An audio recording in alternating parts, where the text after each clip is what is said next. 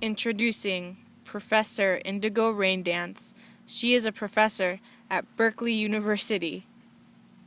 She will be talking about segregation today. So, segregation was when they divided up the Americans from the African Americans, And I thought it wasn't really cool, man. They divided them up by schools and bathrooms, even to the water. It's like, come on, man. So there was a thing of Jim Crow law that enforced segregation, and white people didn't really want to go to school with black people. And,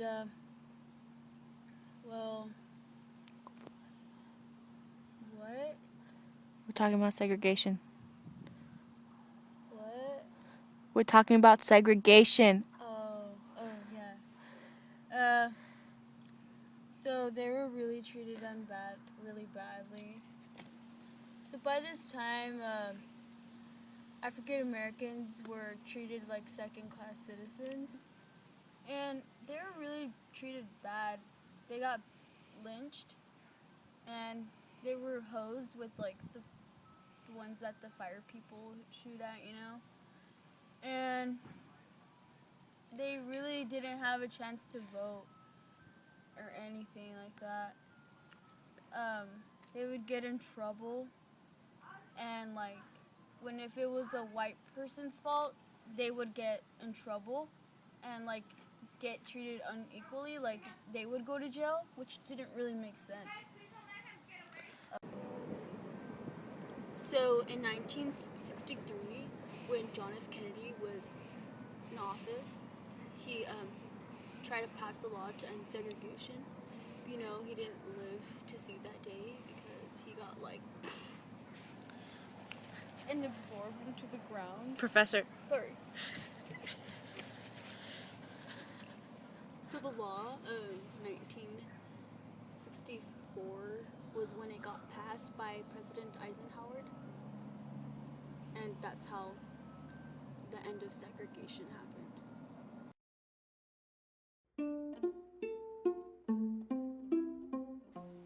Introducing Professor Rebecca O'Donnell from Yale University. In 1954, there was 4 organizations that were during the Civil Rights Movement. One was the NAACP. The other was the SCLC. Then there was the National Urban League and SNCC. So to start off, the NAACP was one of the oldest organizations during the Civil Rights Movement that had African Americans, of course, and white people were in it, the ones that would support the African Americans, and they would try to fight. For the education. One of the most famous one is called Brown versus the Board of Education, so that all African American students could be together and go to school together. So to start off, there was the NAACP, which was the oldest organization during the Civil Rights Movement. And in this organization was African Americans and white people that were in support of the African Americans. They would fight for the Board of Education. And one of the most famous one was the Brown versus the Board of Education. And the purpose was to for them to come together and just end segregation. So then there was the National Urban League, which I thought was pretty cool at the time. It was an organization that would help people, African Americans, in the South to get a job and to get an apartment that was already inspected and in good conditions. And they were given places and they were put in a place where they would be treated right at the time. And some of them were moved out of the South because that's where mostly segregation was really focused, and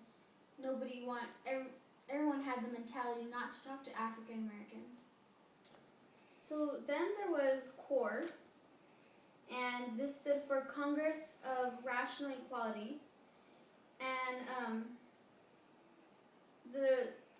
they all had the same purpose, but this one was more of to end segregation and to have peace and, protesting and such.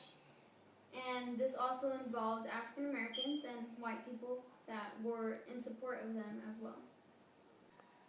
So then there was this other organization called the SCLC, which was well known. This stood for Southern Christian Leadership Conference, which was nonviolent protesting. They would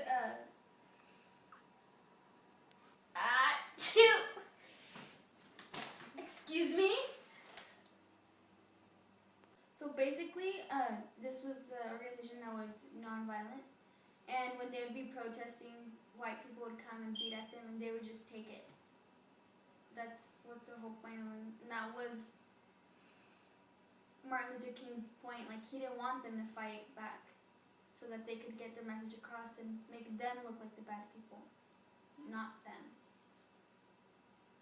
So then there was SNCC, which was also a part of the SCLC.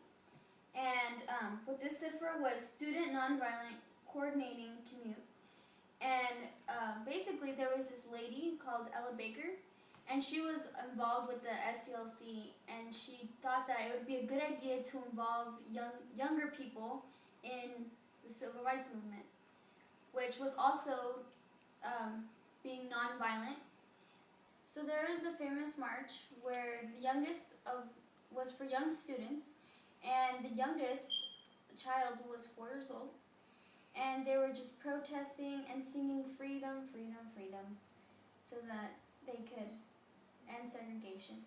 And they would be taken to jail, and they would go back and protest, and they would go back to jail, and it was just like that, so that they could end segregation.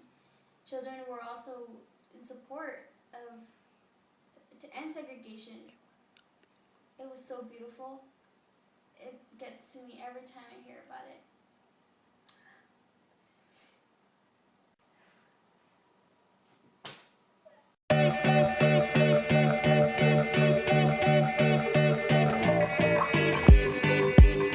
Introducing Professor Christopher Lagarda from Harvard University, and he will be talking about influential people.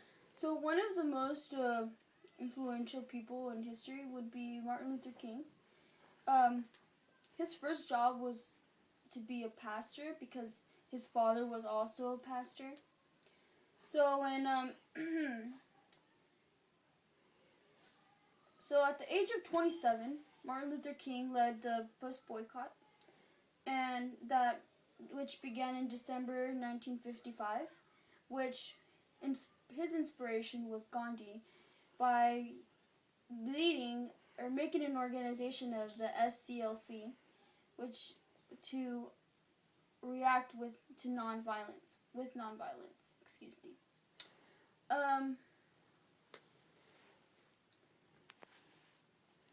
Once the bus boycott ended, he began to the volunteers so that they could be ready for future months. Martin Luther King would train volunteers for things they might expect at protests. So Martin Luther King would train volunteers to ready them for future protests. In 1964, Martin Luther King won his Nobel Peace Prize for the work he had done. Martin Luther King also would get threats from his opponents, and he also would be sent to jail for his beliefs. In 1968, in Memphis, Tennessee, was when Martin Luther King was assassinated. And this next person that I'm going to talk about is Ella Baker. She was a really she was involved in segregation. She was born in December 13, 1903. She went to Shaw University and graduated in 1927. In 1938, she spent her time traveling throughout the South and putting together, foundations for civil rights. And in 1940, she became secretary for the NAACP, and she traveled all around the South to rescue people and at the same time raise money for these organizations. And in 1946, she became a director of branches for the NAACP, and then she basically got herself out for a while because she had to take care of her niece. And 1957, she joined the SCLC, and she became executive director with Martin Luther King.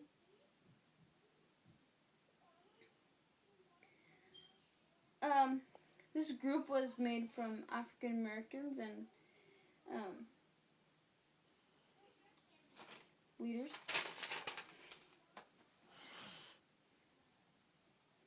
In 1960, when the SCLC, she led the nonviolent commute, which was SNCC, and she helped and organized students to protest and to get involved in the civil rights movement. In 1964, she helped form the Mississippi Freedom Democratic Party, and she kept being a part of social justice, and she also helped with the women's rights. Sadly, Ella Baker passed away on her 83rd birthday on December 13th, 1986, in New York City. Oh, crap.